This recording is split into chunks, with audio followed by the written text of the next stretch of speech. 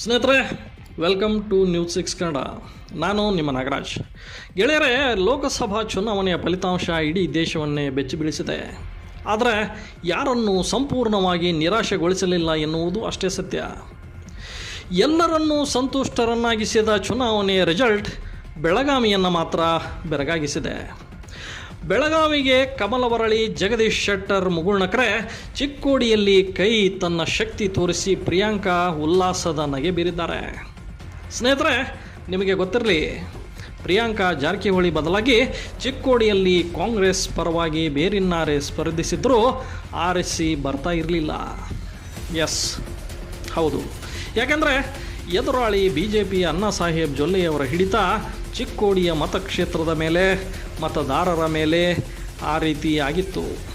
ಅಣ್ಣಾ ಸಾಹೇಬ್ ಜೊಲ್ಲೆ ಮತ್ತು ಶಶಿಕಲಾ ಜೊಲ್ಲೆ ಮತಕ್ಷೇತ್ರದ ಪ್ರತಿ ಹಳ್ಳಿಯಲ್ಲಿಯೂ ತಮ್ಮ ನೆಟ್ವರ್ಕನ್ನು ಹೊಂದಿದ್ದಾರೆ.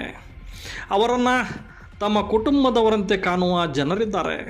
ಮೇಲಾಗಿ ಬೀರೇಶ್ವರ ಸೊಸೈಟಿ ಮತ್ತು ಬ್ಯಾಂಕ್ ಮತ್ತು ಜೊಲ್ಲೆ ಸಮೂಹ ಸಂಸ್ಥೆಯ ನೆಟ್ವರ್ಕ್ ಮತ್ತು ಜೊಲ್ಲೆ ಕುಟುಂಬ ವೈಯಕ್ತಿಕವಾಗಿ ನಡೆಸುತ್ತಿರುವ ಸಾಮಾಜಿಕ ಸೇವೆಗಳು, ಸಾಂಸ್ಕೃತಿಕ ಕಾರ್ಯಕ್ರಮಗಳು ಇವಿಷ್ಟು ಹಿಂದಿನ ಬಾರಿ ಕಾಂಗ್ರೆಸ್ಸಿನ ಪ್ರಕಾಶ್ ಹುಕ್ಕೇರಿಯವರನ್ನು ಗೆಲುವಿನ ಸಮೀಪ ಸುಳಿಯಲು ಬಿಡಲಿಲ್ಲ. ಹಾಗೆ ನೋಡಿದರೆ ಈ ಬಾರಿಯೂ ಹಾಗೆ ಆಗಬೇಕಾಗಿತ್ತು.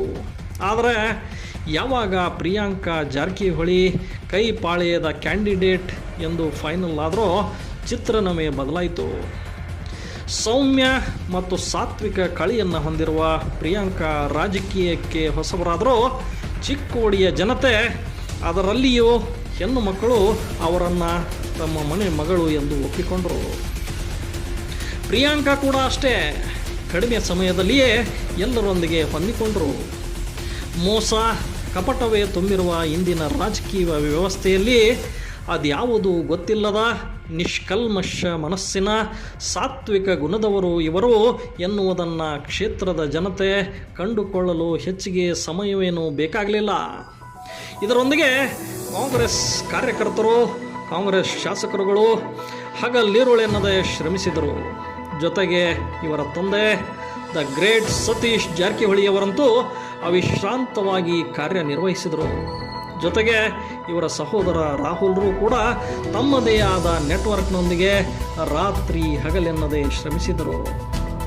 ಇದರೊಂದಿಗೆ ಜಾರಕಿಹೊಳಿ ಕುಟುಂಬದ ಪಂಚ ಪಾಂಡವ ಸಹೋದರರಾದ ರಮೇಶ್, ಸತೀಶ್, ಬಾಲಚಂದ್ರ, ಭೀಮಶಿ, ಲಕ್ಕನ್ರವರ ಆಶೀರ್ವಾದ ಇವರ ಮೇಲಿತ್ತು.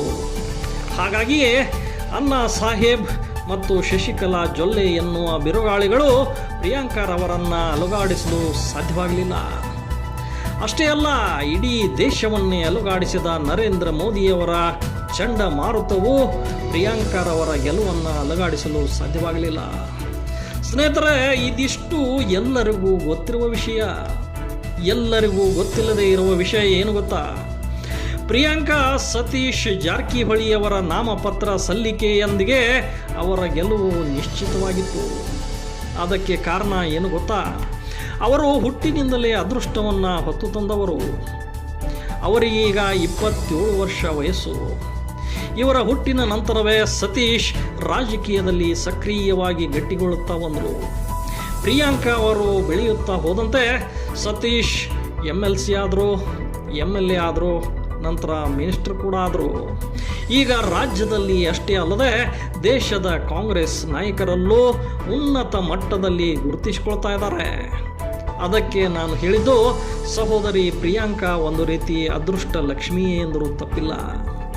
ಇಂಥವರು ಲೋಕಸಭಾ ಚುನಾವಣೆ ಗೆದ್ದಿದ್ದು ಬೆರಗುಗೊಳಿಸುವ ವಿಷಯವೇನಲ್ಲ ಬಿಡಿ.